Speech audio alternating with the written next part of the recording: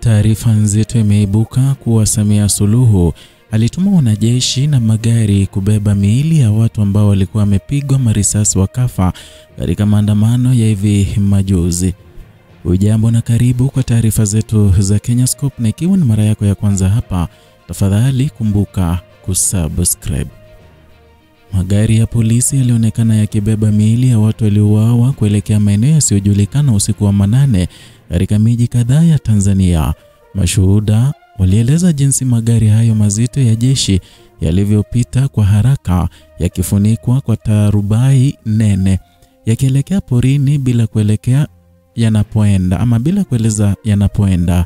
Hali hii ilionekana kama jaribio la kuficha kile kilichokuwa kimetokea baada ya wiki moja ya vurugu zilizotikisa nchi nzima kufuatia uchaguzi uliokuwa umepingwa vikali.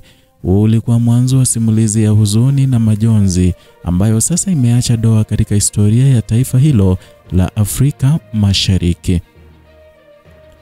Tanzania ilijikuta katika giza la hofu na majonzi kufuatia matokeo ya uchaguzi wa tarehe 29 Oktoba, huku wananchi wengi hasa vijana wakijitokeza mitaani wakipinga matokeo ambayo walihisi hayakuakisi sauti za wananchi. Maandamano hayo yalienea haraka kutoka Dar es Salaam hadi Arusha, Mwanza, Mbeya na Dodoma, yakigeuka kuwa maandamano makubwa zaidi kuwahi kushuhudiwa nchini humo katika miaka ya karibuni. Lakini baada ya sauti za wananchi kusikilizwa, serikali ilijibu kwa nguvu za kijeshi. Jeshi la polisi na vikosi vya usalama vilitumwa mitaani na kupewa amri kali ya kukomesha maandamano hayo kwa gharama yoyote. Hali ilibadilika ghafla kutoka kelele za maandamano hadi milio ya risasi na gesi ya machozi. Watu walikimbia hovyo, wengine wakijificha majumbani mwao, huku wengine wakijeruhiwa vibaya na kuuawa papo hapo. Kwa mujibu wa mashirika ya haki za binadamu, matumizi ya nguvu yalikuwa ya kiwango cha juu zaidi, kwamba hata hospitali zilikosa nafasi ya kuhifadhi majeruhi.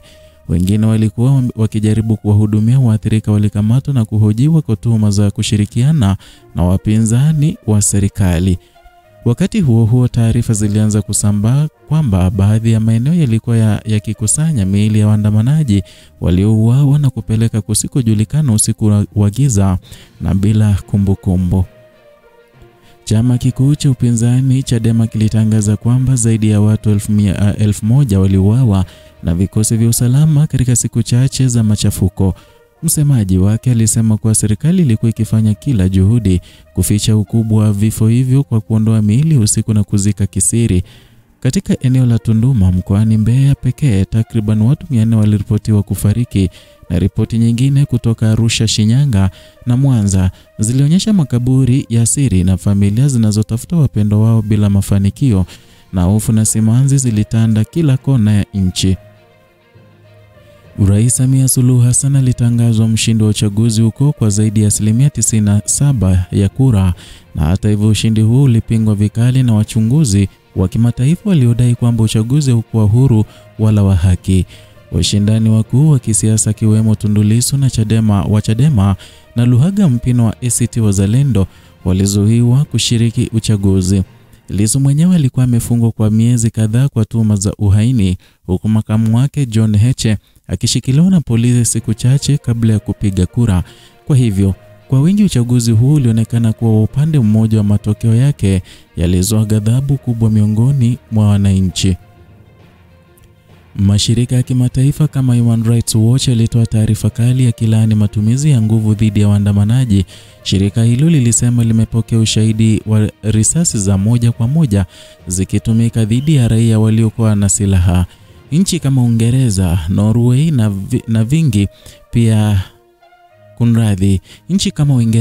Norway na Canada pia zilieleza wasiwasi mkubwa kuhusu idadi ya vifo, zikisema kuwa taarifa za vifo vingi ni za kuaminika.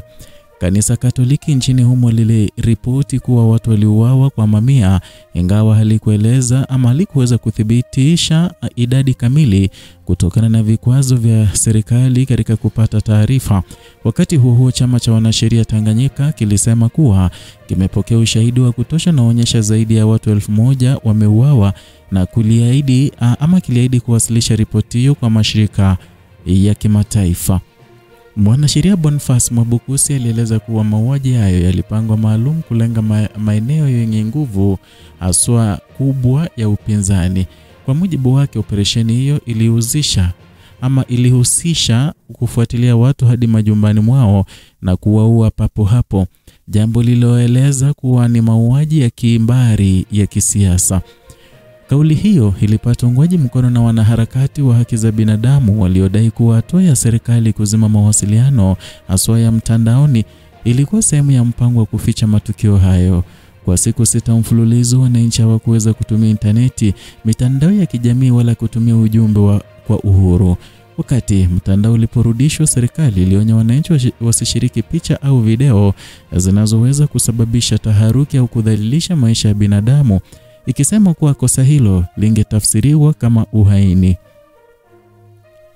Lakini ukweli ulikuwa hauwezi kufishika tena. Video na picha zilianza kusambaa mara tu interneti iliporudi, zikionyesha maiti zikiwa zimelazwa barabarani na wengine wakizikwa haraka katika maeneo yasiyotambulika. Ukurasa mmoja wa mitandao ya kijamii uliokuwa umepakia picha na video hizo ulifutwa ghafla baada ya kupata maelfu ya wafuasi ndani ya siku moja tu. Watu wengi waliamini kuwa serikali ilikuwa ikihofia athari za kimataifa endapo picha hizo zingepata kufika kwenye vyombo vya habari vya dunia. Hata hivyo, tayari mashirika kadhaa ya habari yalikuwa yamesambaza habari hizo na dunia ilielekeza macho yake Dar es Salaam. Wakati maandamano yakidhibitiwa, serikali ilianza kutoa kauli za kurudisha hali ya utulivu. Rais Samia Suluhu Hassan alizungumza hadharani akisema kuwa amesikitishwa na vifo vilivyotokea na kuagiza vyombo vya usalama kuhakikisha amani inarejea. Hata hivyo, mashirika ya kimataifa yalidai kuwa kauli hiyo haikujibu hoja kuu: nani aliyetoa amri ya kutumia risasi na kwa nini hakuna uchunguzi huru ulioanzishwa.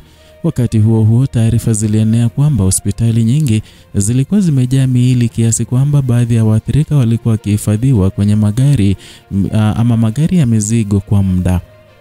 Katika jiji la Dar es Salaam, shughuli za kawaida zilianza kurejea kwa taratibu baada ya marufuku ya kutembea usiku kuondolewa.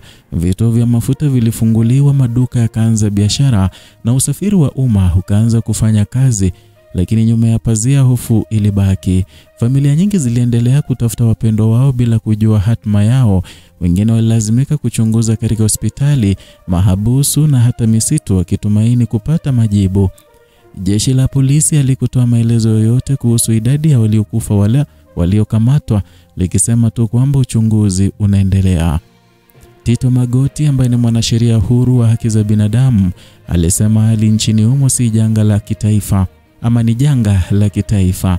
Alisema amepokea ujumbe kutoka kwa raia karibu na mji wa Arusha aliyedai kuona magari mawili ya jeshi yakitoka katika chumba cha kuhifadhi maiti yakiwa yamejaa miili. Magoti aliongeza kuwa kuna uwezekano mkubwa kuwa baadhi ya hospitali zilikubali kushirikiana na mamlaka katika kuficha ushahidi.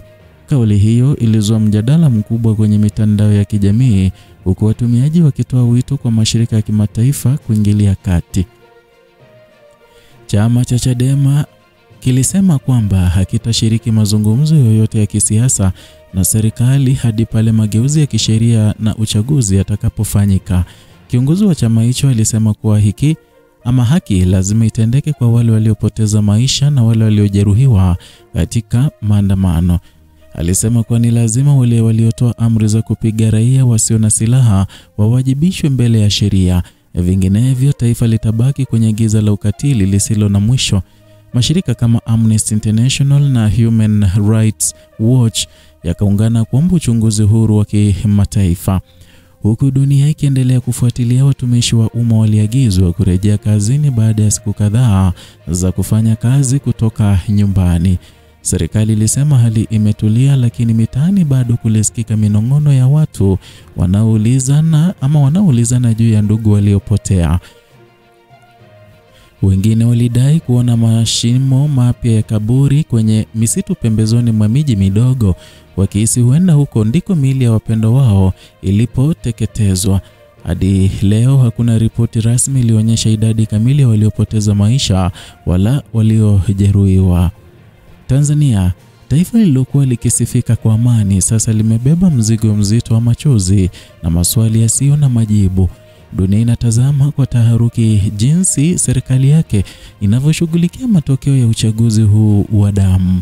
Kwa wananchi wa kawaida, kumbukumbu ya magari ya polisi yaliyopita usiku yakiwa yamebeba miili ikielekea kusikojulikana itabaki kuwa ishara ya maumivu ambayo hayatasahaulika kirahisi. Na undi ukweli unaotikisa ama unaotisha kutoka Tanzania, taifa ilogeuka uwanja wa huzuni katika kipindi cha siku chache. Kwa niaba ya Kenyascope tunasema dunia lazima isimame na sauti za waliopoteza maisha na waliopoteza wapendwa wao. Huu si mwisho wa simulizi, bali ni mwanzo wa harakati za kuomba haki, uwazi na utu.